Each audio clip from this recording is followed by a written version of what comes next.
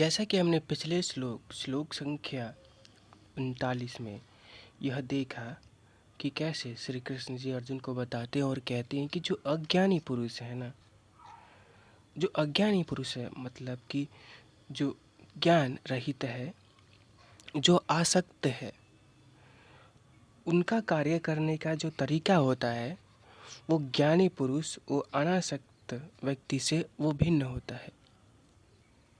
वो भिन्न इस तरह से होता है कि जो आसक्त व्यक्ति होता है वो जो भौतिक जो उसके कार्य है या जो ये संसार है वो इसी को अंतिम सत्य मानता है।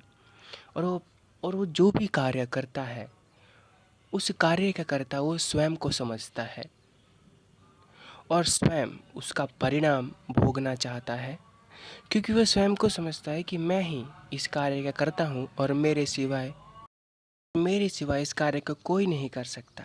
तो इस कार्य से जो भी परिणाम जो भी फल मिले वो मुझे मिले और किसी और को ना मिले। यहाँ पर ये अज्ञानी पुरुष आसक्त व्यक्ति की बात चर्चा कुछ ऐसे इस प्रकार की गई है। और जो अनासक्त है, जो ज्ञानी है, वह जो भी कार्य करता है उस कार्य का कर्ता वह स्वयं को नहीं समझता है। वह समझता है कि ये सब कार्य ईश्वर के द्वारा करवाए जा रहे हैं, मेरे द्वारा, मैं तो एक माध्यम मात्र हूँ। तो आइए अब श्लोक संख्या हम 30 की चर्चा करते हैं।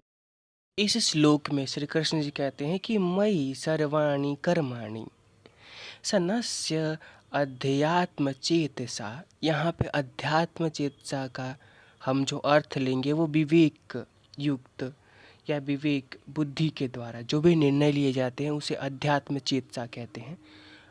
आइए आगे श्लोक में पढ़ते हैं। उसके बाद श्लोक का अगला, निराशीर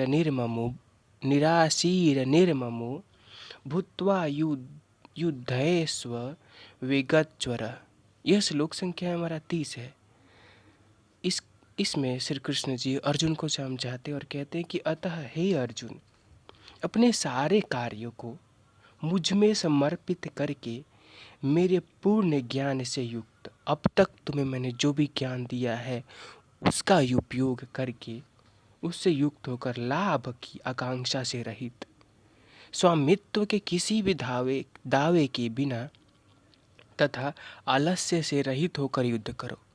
मैंने जो भी तुम्हें अब तक बताया है उस ज्ञान के आधार पर तुम आलस्य रहित, और तुम ये मत सोचो कि इस कर्म के कर्ता तुम हो, ये भी मत सोचो, और आलस्य से रहित और आकांक्षा से रहित होकर काम करो।